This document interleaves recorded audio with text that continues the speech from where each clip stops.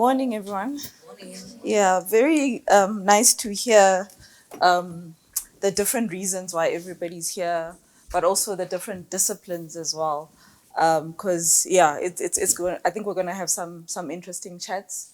I think from my side, the reason why I'm here, right? Because I was approached, and I could have said no. Yeah. But for me personally, being able to share knowledge and information is something that I'm passionate about, especially amongst younger people. I think my own career road or experience when I started out in FMCG, I was very green. I didn't know anyone who'd worked in FMCG before. I made some mistakes. I was lucky. I got leaders and individuals who empowered me along the way. So for me to be able to pay it forward is also good. I think also what you said earlier on about the lack of forums for marketers is something that resonates with me as well, because I believe I've got nothing against the advertising industry. They are our partners. But I think it because of how they've marketed themselves, and if you look at the awards and things like that, it then gives the perception that marketing is about advertising, when actually advertising is just one of the pillars of marketing. And I think it's actually us as marketers who are to blame, because we haven't actually mobilized ourselves and said, okay, let's have forums like this. Let's talk about what is marketing so that people understand exactly what we do. We're not just PowerPoint slide makers. We don't make ads. There's actually a science besides the creativity to it. So let me get on with it then. My title here, I was trying to be a bit funny. I don't know, back in the days, a marketer called Muzi Kuzayo actually wrote a book based on marketing. In those days, obviously he was breaking barriers, and his book was called Marketing Through Mud and Dust. So this is just basically a summary just of all the things that I've worked on or marketed. All right, so a bit about myself. Born and bred in Guguletu, the dusty streets of Guguletu. Went to Kolani Primary. And then when I was about 9 years old, I moved to Kimberley. And that's the city known obviously for the big hole. There I was at Zingisa Primary. I then moved to Pretoria to go be with my mother and my brothers. And for me, it was a very big transition, because up until then, I'd only been in township schools. And around the time that I left Kimberley, there were a lot of consumer boycotts, a lot of stayaways. So the stay away means, yes, people are not going to work, but you're also not going to school, right? So you're missing a big part of the syllabus. So then my mom enrolls me at Iona Convent. I arrive there. And I'm obviously, intimidated. They're talking about X times X. We didn't do that at Zingisa. We didn't get to that part of the syllabus. There's Madame Martini. She's teaching French. Everyone is on board. They started it the year before, and now I have to catch up. But these things happen in life. You have to not feel sorry for yourself. You just have to get on with it and play catch up, which is what I did. Other things that I'm very passionate about is family, especially parenthood. I've got a 21-year-old son. He's actually studying. He's in marketing. Well, he's studying marketing as well. He wants to be a copywriter. I won't say who influenced the decision. And then passionate about reading, travel, flowers. I believe they serve a very good purpose. Passionate about marketing now. I'm now in the space of digital marketing, specifically around apps. And then what brought me into marketing was curiosity, especially being very curious about why do people do certain things, right? So just in terms of the career journey, out of UCT, there was a graduate program. Maybe I should explain. So I got out of the BCom IT, managed to convince the dean to get me into business science marketing, which was good. I then was recruited on campus, and this is important as well, that whilst people are on campus, use the resources that are on campus, the Career Guidance Center, I forget what they call, but the guidance counselors as well. So national brands at the time, they now call themselves AVI. They had a graduate recruitment program. And what they would do is they would recruit, I think in that year there were about six of us. So we were recruited. And then what they would do is they would make us rotate around the different functions in the company. So we spent our first 6 months in the field. So we were out there with the sales reps. So we were, in the car. In the morning, you're out there. You're going to the store. You're entering through the back.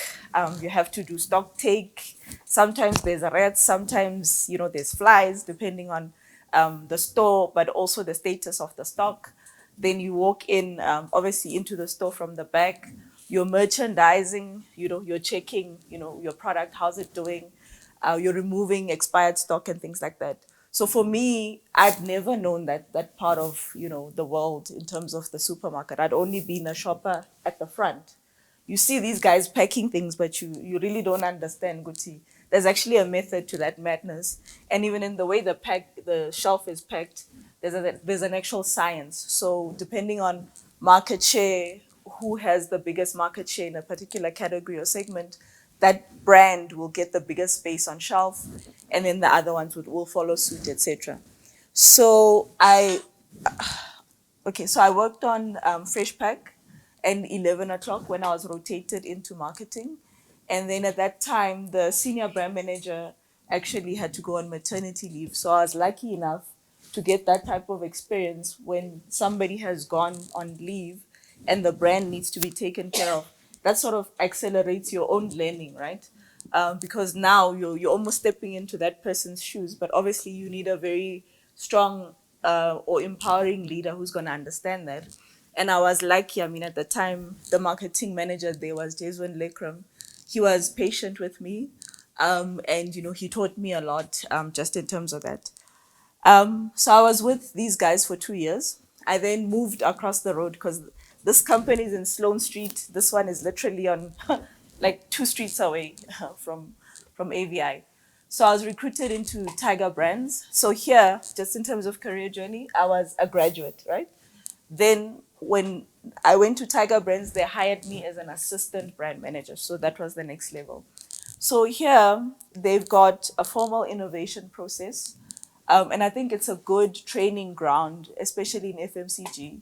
So companies like National Brands, Tiger Brands, Ricketts, Unilever, etc. If you want a good foundation in FMCG, those are the companies that will give you those type of skills. There's a lot of innovation management that you have to do as a brand manager. You actually lead innovation. You work on the innovation funnel. You work with the factory to come up with the ideas. Project management. So yes, you're going to launch a new product, but you're not going to do it by yourself. You actually have to lead a cross-functional team.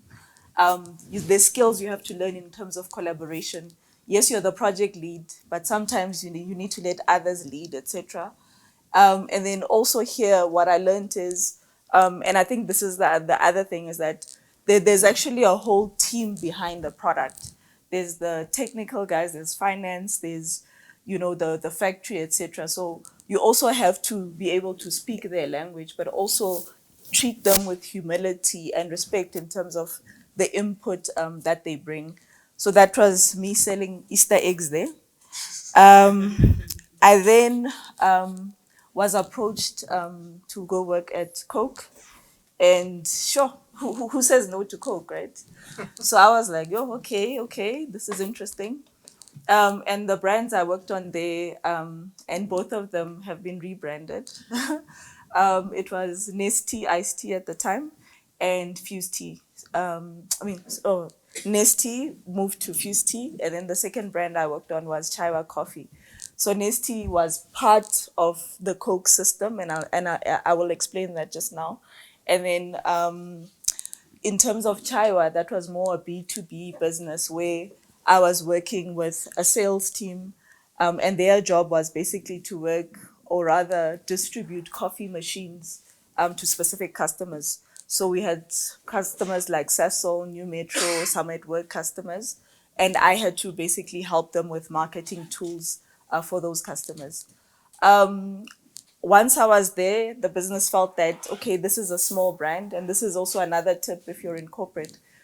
Just look around, see where does most of the marketing budget go? What are the brands that are getting the most support or visibility?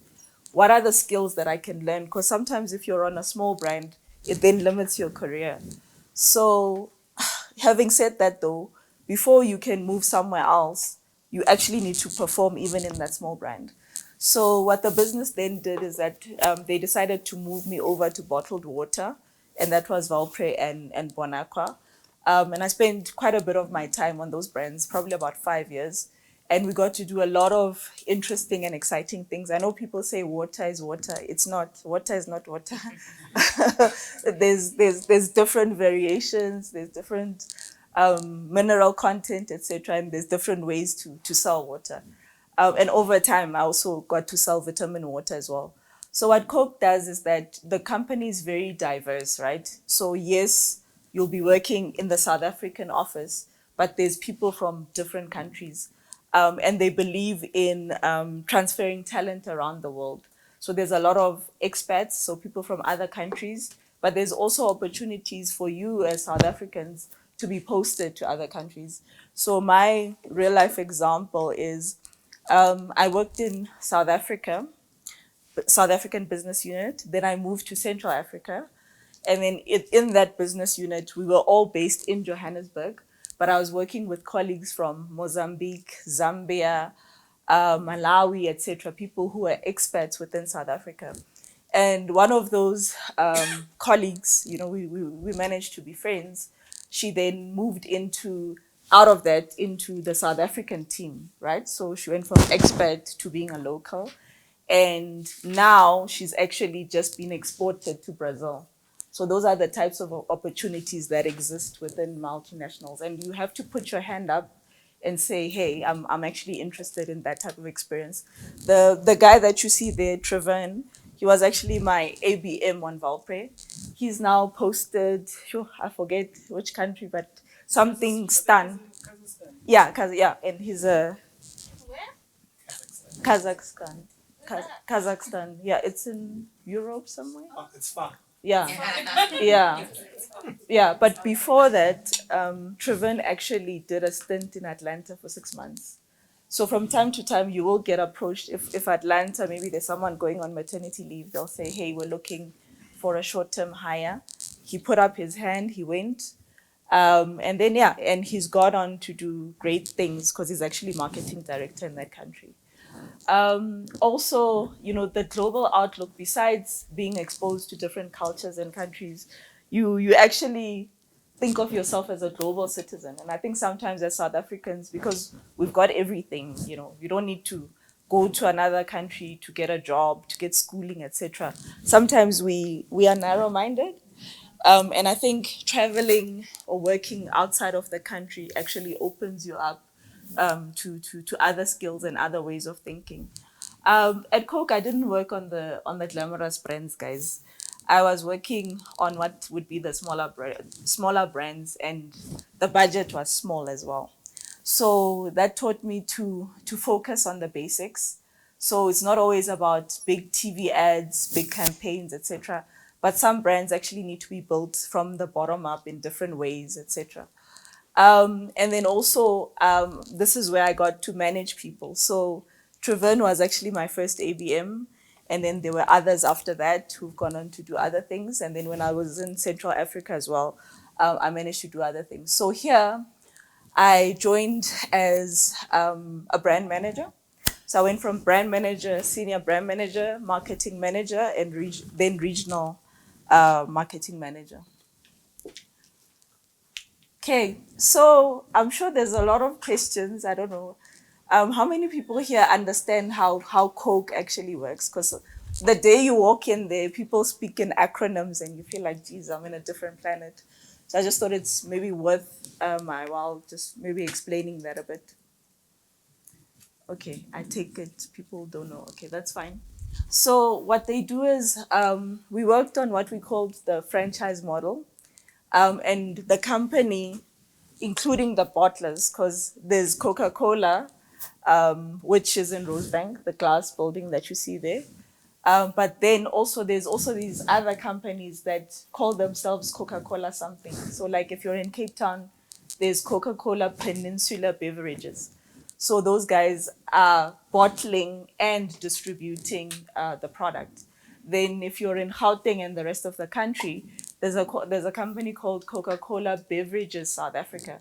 They used to be called ABI, so they changed their name. So the combination of Coke in Rosebank, as well as the bottlers, we call that the system. That's what we used to call it. So basically, the role of Coke in Rosebank, or I mean, this is the same model around the world. So the role of Coke in Rosebank is we would have concentrate. So imagine Oros. That's the quickest or easiest way I can illustrate it. So basically, Coke would sell concentrate or the Oros for each of the products to the bottling system.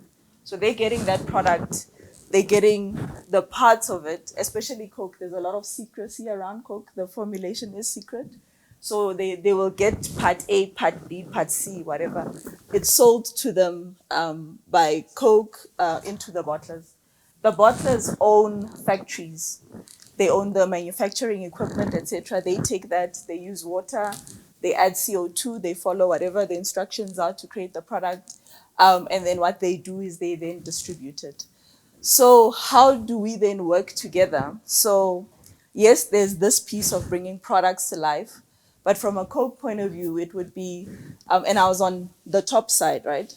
So it would be around strategy, it would be around innovation, packaging design, not just packaging design in terms of the label on the bottle, but actually the bottle shape as well. So Coke has a thing about, and the guys from the law firm will understand, they're very pedantic about trademarking their stuff. So the bottles have specific marks or symbol. So a Valpre bottle would have proprietary marks on it. And as a brand manager, you have to work with the packaging team to make sure that the bottle can be uniquely identified, so that if there's any trademark issues, you are able to actually register and defend your trademark. Then there's also communication and creative direction. So this type of work for the big brands, so the Cokes, the Fantas, the Sprites, a lot of the work there actually comes through from Global or Atlanta. So Atlanta would set the direction for Sprite. They'll say, okay, we're doing Sprite with basketball. They'll create a TV ad and then there'll be a formal meeting, global meeting. Everybody's told this is where Sprite is going, etc. Toolkits are created for each country. What that does not mean is that it doesn't mean that the guys just copy and paste. No, they don't. So what they do is they take what Atlanta gives them. They check, does the creative idea work for South Africa? You test it. If it does, yes, you use it. Will you take the TV ad in the same way that it is? No. You can actually create your own TV ad using a similar creative idea. And in some cases, there have been cases where South Africa has rejected the global ideas and said, no, guys, I'm sorry, you guys want to do snow and whatever. No. South Africa, we're going to do something different. And what does happen is that countries are given the option or chances to lead global charters. So they'll decide that, okay, South Africa this year, your IMC team is actually going to lead the creative work for Coke. Show us what you can do. And then that work is then shared with the rest of the world. Okay, so I'm just using some examples of some of the work we used to do there. So innovation pipeline, obviously consumer research you'd have to do locally. The product development came from Brussels, so there was an NPD center there. Those were the guys almost like the magicians who were putting new flavors, new products together there for us. And then even for the formulations, for instance, South Africans are known to have a sweeter palate. So the Coke that you're tasting in South Africa is sweeter than the rest of the world. So is the Fanta, everything, etc. So that's why when you travel to other countries and you drink a Fanta, you're like, it's not make sure that it's because of that. Yeah, so it's been localized according to the taste of the market.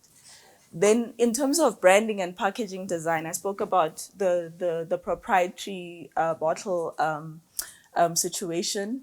And then also the label, you'll realize, yes, Brussels may have developed an iced tea formulation, but when we get to SA, our legal colleagues, for instance, tell us, oh no, you can't have tetrazine on the product. And also we have to follow regulatory standards, especially in terms of food labeling. So then we have to change the packaging to make sure that it complies. And then in terms of marketing campaigns, I spoke about the charters, the global or regional. So there's good and bad in terms of that, but the good part of it is that sometimes when you're taking the global campaigns as they are, as a local market, you're saving in terms of agency fees and production fees. But the downside obviously will be the lack of localization. So what the brand team's responsibility is just to make sure that things are aligned. So this campaign here, Share a Coke, which I'm sure you guys all went and you got your names, that actually came out of Australia. So South Africa, we then decided to apply it. But the TV ad for this campaign was actually done in SA. And then when the rest of the world saw the ad, I think it was called Bobby Had a Dog. When they saw that, they were like, wow, okay, great ad. And then they then redid it for their markets. So that's just an example of South Africa being able to do something different, and it's applied around the world. Okay, so then in the FMCG space, right? So this is the other difference when you go from one industry to the other. In FMCG, marketing is almost like the custodian of insights, because strategy starts with insights, right?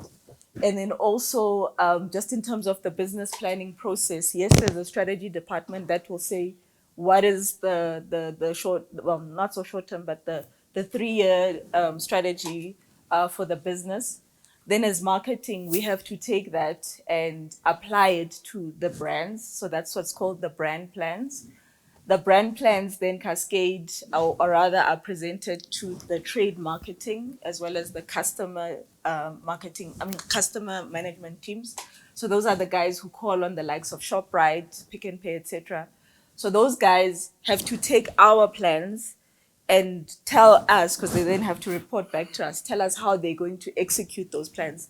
So for instance, if we said we're going to launch a Coca-Cola vanilla and it's in the brand plan, according to the Coke way of doing things, those plans are presented to the bottlers, because the bottlers have to say, yes, I can afford to have Coke vanilla. There was a certain percentage that we agreed on in terms of margin or profit, because they want to make money. And then what they need to do, like for instance, the trade marketing team will then tell us, okay, brand, this is what you want. As a trade marketing team, we're going to create these stands for you in store. We're going to do this experiential. We're going to do this. We're going to do that. The customer team would say, no, we'll go list it in these specific channels. I'll get you gondola ends. I'll get you broadsheet, etc., etc. So very much marketing being the driver. And as a brand manager, even if you are shy, there's nowhere to hide. If people are in a room and they're talking about your brand and they can't answer a specific question, you need to make sure that you are speaking up and explaining about what's happening to your brand. You also own the P&L, so in terms of whether the brand makes money or not. And that's a very important thing to mention, because it's not just about the glam, the advertising, etc. You are actually being measured on volume growth, value growth, but also profitability of your brand. So that's important. So I've just put up an organogram. This is from what I remember when I was at Coke. So remember I spoke about the career path. So for me, it would have been this. So I was a grad marketing assistant, then into ABM, brand manager, and then senior brand manager. So normally a senior brand manager is managing 2 brands. And then the next level is to be a marketing manager. So a marketing manager would manage a segment. So in this example, I didn't bring out this one, but just imagine that it's there. So in a Coke example, there would be a marketing manager who just looks after Coke, Coke Light, Tab, and everything else. Then here, this would be flavors. So there's somebody looking after Stony and Twist and Fanta, etc. And then in the blue, that would be the still beverages, so the bottled water, the iced tea, the juice, etc. So there was a change whilst I was there. So what used to happen is all the stuff in pink, that department didn't exist. So I arrived 3 years into it. In the beginning, we're briefing our own ads. We're talking to the agencies ourselves. We're doing everything ourselves. We're managing marketing end to end. Then Atlanta, and this is the model that I see other businesses, incorporating as well, and Tiger Brands. They said to us, yeah, this is great, guys, but we actually need subject matter experts in these areas. So they created a new department called Integrated Marketing Communications. So they would be, I don't know if Alu said he was experiential. So Alu would be hired there. He's the experiential person for all of us, for Coke. There's a PR specialist, there's a media person. So they talk to the media agency. They come up with a connection plan, etc. There's the guys who are dealing with the agencies as well. So basically, it means that these guys here, and they made sure that they allocated resources. These guys now have to collaborate with you so that whatever it is that they're filtering through to the agencies, it's per as what you briefed and it's according to your brand standards. And then also, I'm just trying to show that as a marketing director within FMCG, yes, you are in charge of marketing, but there's also a whole department under innovation, right? And then there's the packaging guys, whether they're designers, etc. They sit there. The IMC team reports into you. The shopper or trade marketing team does, and then also the research guys. Then at the bottom here, remember I spoke a lot about cross-functional collaboration. Legal is important. So this is around, yes, you're a brand manager, but you don't live in isolation. You have to make sure that you form relationships with each of these departments or the key stakeholders. Because when you actually launch a product or a campaign, you're going to need input from all of them. For instance, finance is going to help you with your P&Ls. Legal is going to go through all of your content, the packaging, etc., to ensure that no one's going to sue the company. The statutory guys are the ones who are checking if the labeling is compliant. Sales and distribution, this would be the bottlers, because yes, you come up with a marketing strategy, but it's also your job to go into the stores and see, are they doing what they said they would do? Is your product being merchandised properly? Are they missed opportunities? Then with public affairs, there's press releases and things that go out, but sometimes there's product issues where you actually have to recall a product. I think the most recent example is the Koo one, the baked beans. So there, that department or that marketing manager would have had to go work with these guys, agree what is the messaging, what are we telling the call center, what are we telling people, etc. These are your key account guys, so the guys who go to ShopRite, etc. Sometimes they'll ask you to go with them to sell the product or sell it in. Business strategy I've spoken about, and then obviously manufacturing. Any questions before I move off FMCG? Sorry, just maybe we'll do Q&A for everyone. Okay. After, Should I continue rather? Okay, cool. All right. I was just illustrating the point there of, the point was back in those days, those were the media channels we were looking at. But as we all know, things have changed a lot since then. So what Coke would do is every 3 years they'd have a restructure. So there was a restructure. I was working in Central Africa. My department was condensed with East Africa, and my job was based in Nairobi, but it was on a local package, which if you work in other countries, that's not great because it's not financially viable. So what I decided to do is, because I was one of the impacted people, I decided to take a sabbatical, right? I took the package and I was like, okay, I've observed people doing MBAs. When the person who's doing the MBA in your team, I don't know if it's happened to any of you guys, but it's almost like they are not at work anymore. Work is number two. They are so busy out there studying. And for me, I was like, no, no, no, I want to do it the correct way. My focus was on innovation strategy, general management. I did a leadership case study. It was on mentoring and advancing women in the workplace. And then also the other thing that I gained a lot from Gibbs is the networks. And then also there's the global module that they have, which allows you, based on a specific topic, to explore a certain country. So what I chose to do is I went on the finance module. At that time, I didn't even know I was going to work at Time Bank. But it was very interesting because it, went to Wall Street, went to, the big companies in the US. And that was very, very interesting for me, right? Then what I actually want to talk about is the realities of the MBA. Because I think to some extent it's glamorized, right? Yeah, it's almost like, ish, yeah, I'm gonna get this MBA, I'm gonna be CEO, hey, they're gonna promote me, they're gonna do this, they're gonna do that. Sometimes those things happen, but most of the time, guys, they don't. So you need to be clear about why you're doing the MBA. Why are you doing it, right?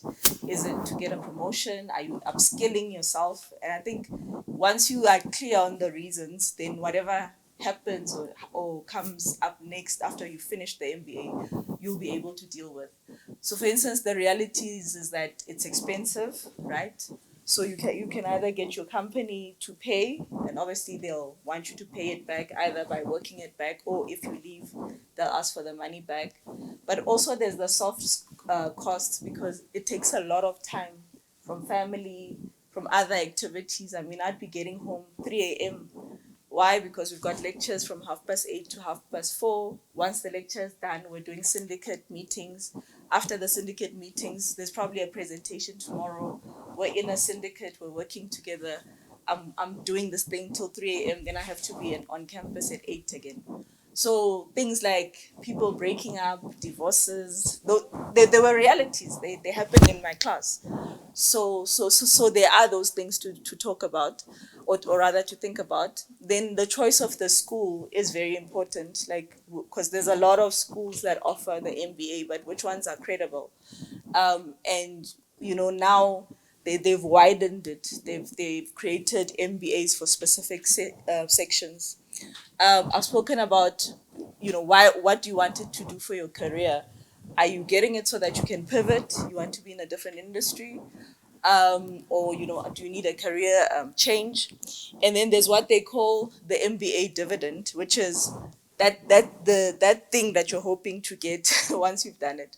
So that promotion or dream job, it's delayed, because there were a few of us who were like, okay, hey, we've graduated, went up the stairs, the family's happy, but shit, we're sitting at home. And guys, that's what happened to me.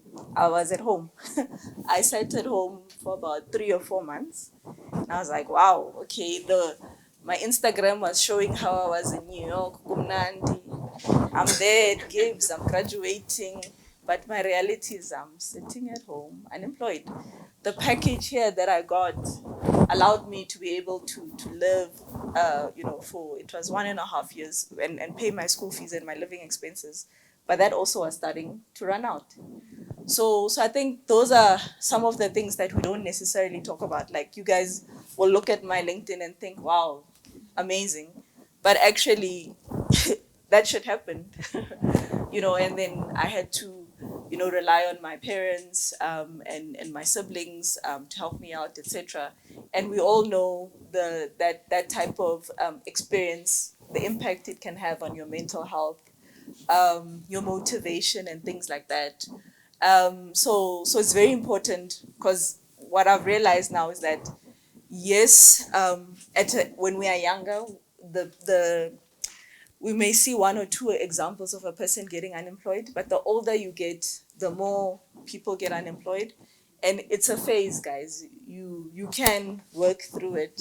and get to and get to the next level or get out of it.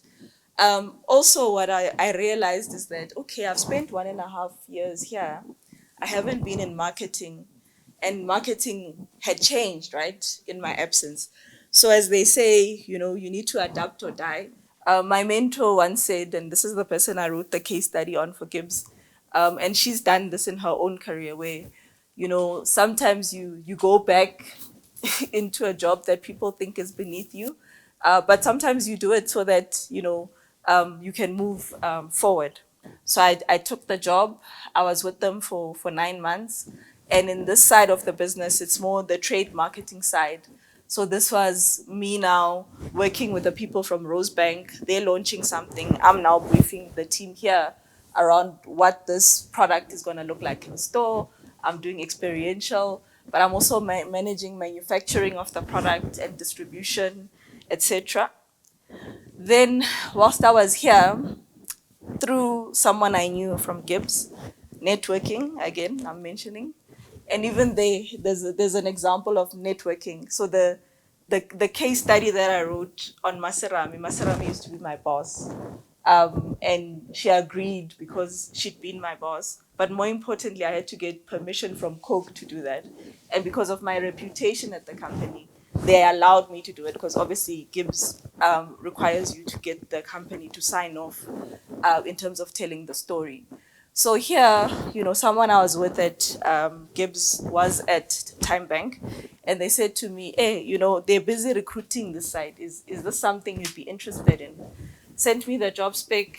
I didn't know what the hell this was. I was like, "Yeah, Time Bank. What is that?" Googled. I was like, "Okay, okay, all right." Hi, Arutle. Went for the interview, hectic interview process. Yeah, it was quite thorough, to the extent that I was even interviewed by a board member as well. So yeah, it was quite intense. So when I joined them, I was head of marketing, right? And this is where I then became, after 3 years, well, not after 2.5 years, I became CMO.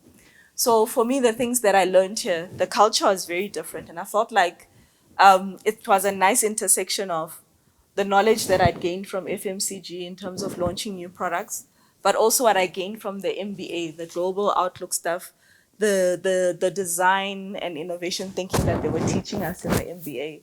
So I was then able to then get into this startup culture, which was very much agile. So in FMCG, it would take us at least 9 to 12 months to launch a new product. At Time Bank, 2 months, 3 months, like sure, I just don't have the graph with me, but there was a time where every single month we're launching something new or a new feature.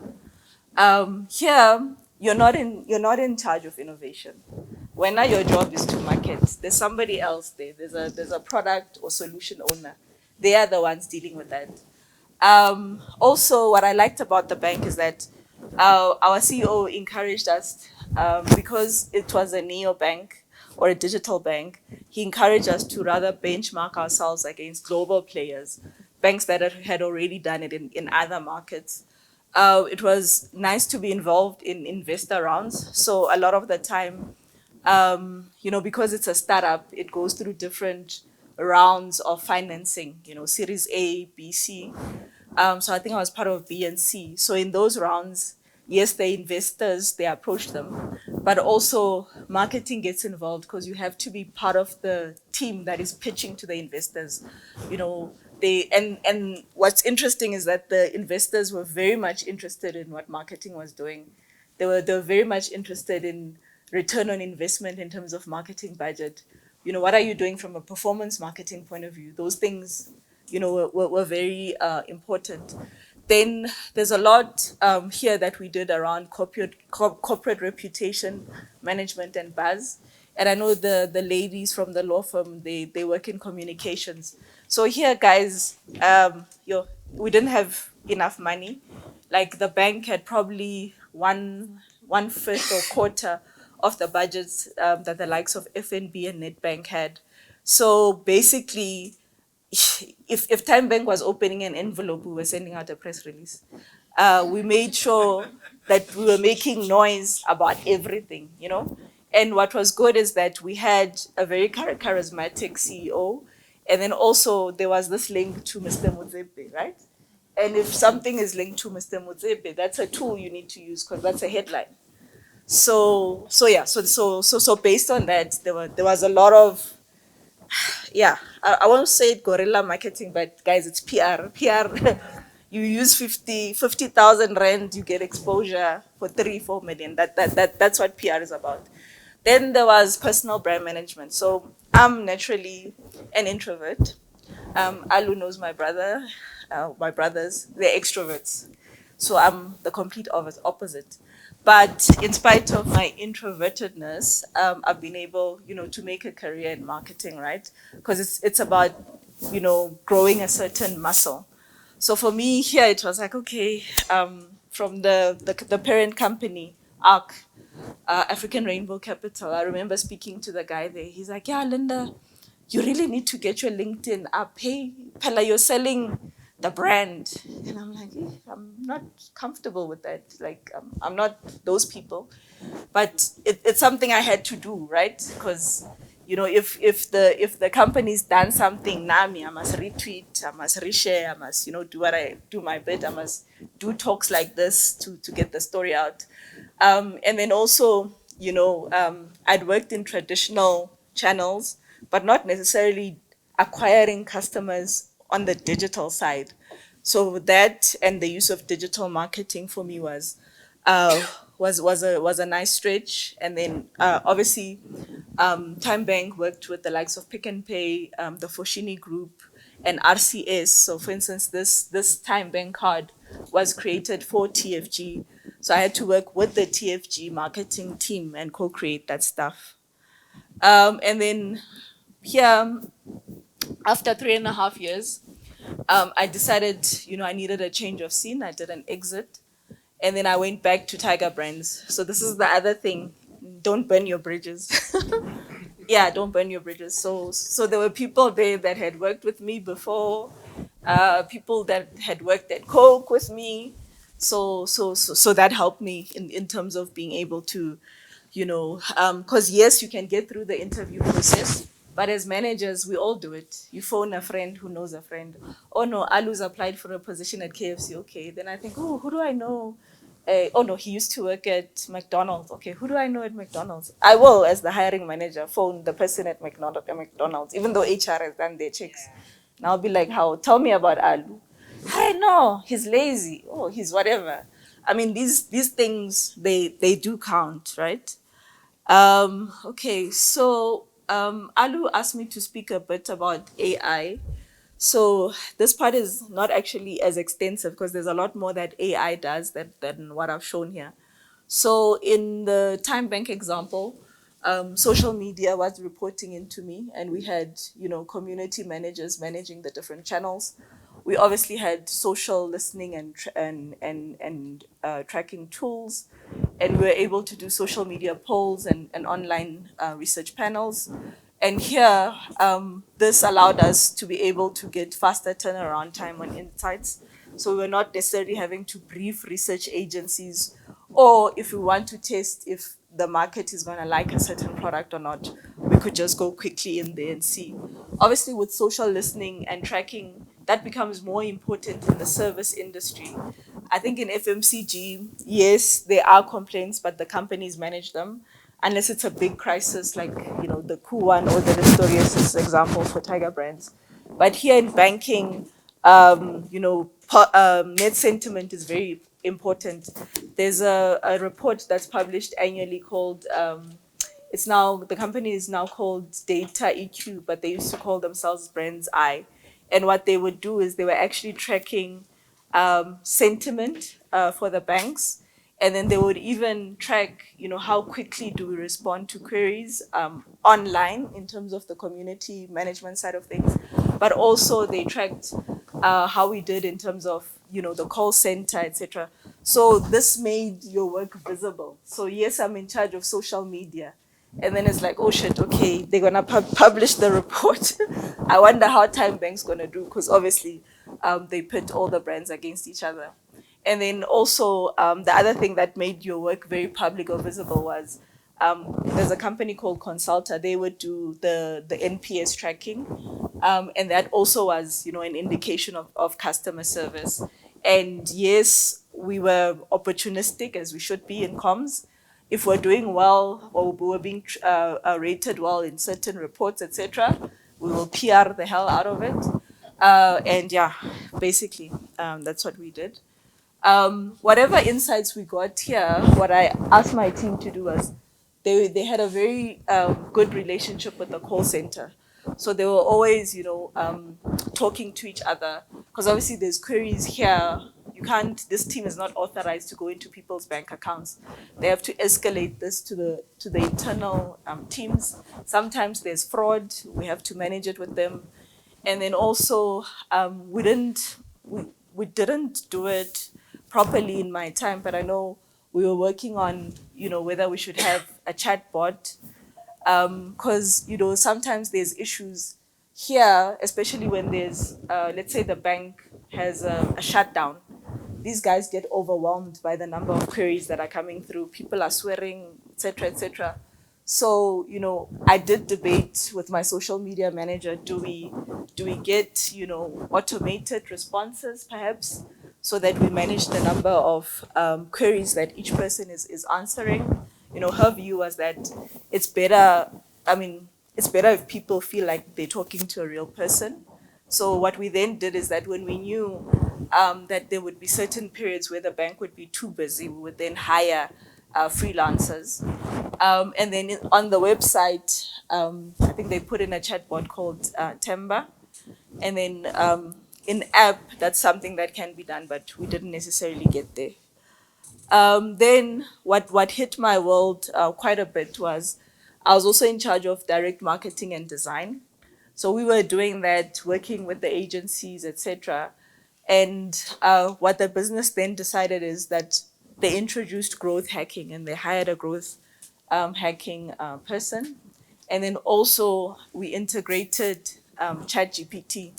So what that basically meant is that, yes, my team could continue doing the work that they were doing, but the growth hacking team actually had to look at, and they were working, you know, collaborating with the data science team. They had to look at sources of opportunity. So they'd take our customer base, they'd be segmented according to different characteristics or how active they are, etc. Oh, sorry, guys.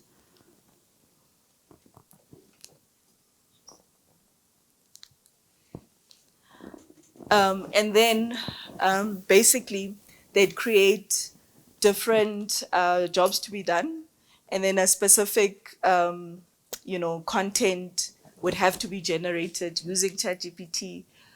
So that's the copy. The creative, we had an internal designer. I realized that yes, we're working with an agency, but the volume of work that was coming in the business, we actually had to employ a designer. So that person would be working there. And they would then be doing the A/B testing in terms of the copies and the creatives. And whatever was working from that growth hacking team, the use cases that did well would then be fed up to the direct marketing team to implement. Okay, so I see there's quite a few digital marketers here, so I feel like I don't really have to explain the slide. But you know, in financial services, you know, marketing is not the lead in terms of strategy. Strategy comes from, you know, business strategy and sometimes the product owners. So we were actually a support function. So I mean, I had all these departments, well, except for data. This is just something I've adapted online.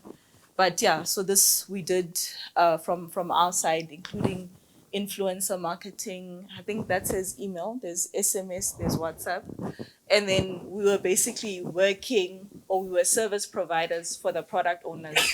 So product owner one, maybe he does credit card. The next guy does personal loans. Product owner three, he's doing fixed deposit. So what he does is that, he briefs this into the development team, and these guys were based in Vietnam. They work in sprint teams to develop the product, the features, etc. once they feel that it's at a certain stage, and at Time Bank we worked on minimum viable products, so it doesn't need to be perfect. They then start briefing us and the research team, because you obviously want people to go in and test the feature, in a closed environment. Does it work? Doesn't it work? What I like to do is to say to my team, please get involved here, because we are custodians of the customer, the user experience and the UI. If we can pick up issues very, very early, then we can feed these back. Like when we moved the app to iOS, there had been a lot of people who are continuously asking us, when are you launching the iOS app? So what we did is we were able to identify those people. The social media manager went through the list on social, and then they were invited to be part of a beta testing group. So that's part of the work there. But basically, you're having to create marketing solutions for each of these guys, and you can't make everyone happy, and you can't give everybody a TV ad, you can't give everybody a billboard. Some products are bigger than others, so it's also about segmented execution. And then also the partner managers. So there was a lot of collaboration with the Pick and Pay marketing team, the RCS team when we launched credit card, as well as the TFG team as well. So I mean, what becomes more important, the data analytics guys, very, very good at telling you, where not to waste your time in terms of marketing, especially performance marketing. Compliance was important, and then obviously because it was a bank, risk as well. So what am I doing now, guys? Okay. So yeah, so before I joined my current company, yes, I'd been consulting, but I'm that girl that's always, I won't mention the store, but I was always buying myself flowers every week. And then I decided, okay, ish, I need a hobby, So I actually went to flower school. And at flower school, yeah, it was like so I did it over some weekends. And then I decided, okay, actually, I enjoy doing this. I found it very therapeutic. But also what I like about being in the flower business is the type of things that you are able to bring to people. So whether, like yesterday, I had to deliver a bouquet for someone's brother who was in hospital. And sometimes they give me the messages to write on the card. So, I mean, for me, I don't see anything negative about being in this industry, because it gives joy. Sometimes people are surprised. It beautifies your space. So that is my side hustle, which I've kept. And then now, I guess because I'm a hustler, I became attractive then, I guess, to Old Mutual. So right now, I'm literally on day 4. I've joined them in the SME space. So I won't just be working on SME Go, but there are other SME products as well. So the products we're focusing on for now is SME Go. And for those of you who have businesses, we sell a solution very similar to Sage or Zero in terms of being able to manage your accounts. So it can create invoices for you, CEs, etc. What's great about this tool is that you can link it to your business account, and then you can then have cash flow statements. So for us, we say it's a way for you to get funding ready, right? Because when you're applying for funding, specific documents are required from you, and this tool can help you have those documents. And then also we do provide funding. So there's funding, there's personal loans, there is funding that's based on if you have a PO. Yeah, we also do that. And we're working on a few other things, access to markets, and then also we sell business insurance as well. So this is my new baby for now. So it's almost like a startup within Old Mutual, and my job is to make sure that I get it out there, hence my colors for today. Yeah. Okay, guys, just bring